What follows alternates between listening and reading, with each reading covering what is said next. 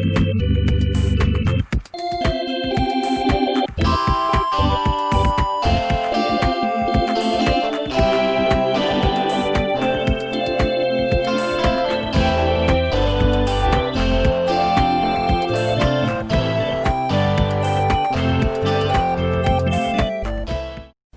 back to That's Life with John Carver. This is episode number 193. And I'm calling this episode Go for Failure. Go for Failure.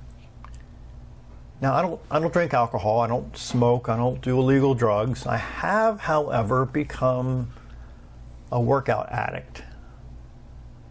I work out 5 to 6 days a week.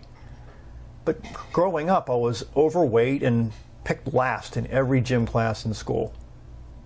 During gym class, when I would get tired and was panting heavily, I would just stop. At home, I would spend hours watching television and imagining being a superhero or traveling to some galaxy.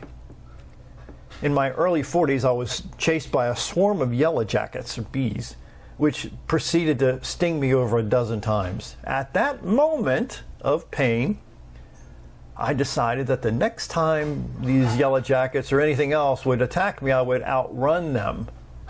That event began my addiction to working out. Most of the time when I lifted weights, I would do a set of maybe 10 or 15 or 20, sometimes 25 reps. This system went on for several years, and I wasn't seeing that much muscle gain until I heard about something called lift to failure. Again, lift to failure. As I understand it, lift to failure means that you have to keep lifting the weight until you cannot lift it another time. Rest for a minute, then do it all over again until you just cannot do another rep.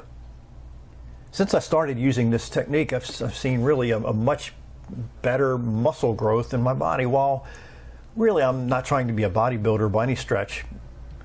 So this really got me thinking about life. There are some of us that go through just doing a certain amount of reps, if you will, in quotes. We do what we do every day and then we stop. There's no pushing ourselves to the very edge of exhaustion every time. In other words, some of us stop far from our true potential. There are some of us who don't lift to failure. Maurice Green said, to be number one, you have to train like you're number two. Again, Maurice Green said, to be number one, you have to train like you're number two. Years ago, Arthur Williams used this term average and ordinary when he described some people. He said, quote, most people can stay excited for 2 or 3 months. A few people can stay excited for 2 or 3 years, but a winner will stay excited for 20 or 30 years, or as long as it takes to win. Almost is almost a way of life for almost everybody, he says. A lot of people can talk a good game, but the winners do it, unquote. So when you lift to failure, your strength increases in a way that is really going to amaze you. You look at your daily habits.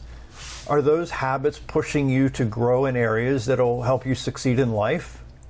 Do you need to delete some habits that are, frankly, potentially not getting you where you want to be in life? Do you have to stop every day just short of your true potential and ability? Muhammad Ali said one time, I love his quotes. He said, the fight is won or lost far away from witnesses, behind the lines, in the gym, and out there on the road, long before I dance under those lights. Many people say they'll lift to failure tomorrow. Many people say that they'll push themselves tomorrow. Many people will say they'll pay the price for success tomorrow, but very few people do it today and every day. So here's what I've discovered.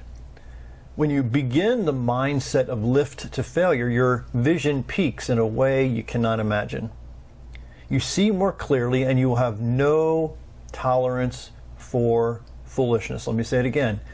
You'll see more clearly and you'll have no tolerance for foolishness. Now, what I would suggest is that you go lift to failure. That is to push yourself every single day and watch your life change in ways that will amaze you. My name is John Carver, and remember, I believe in you.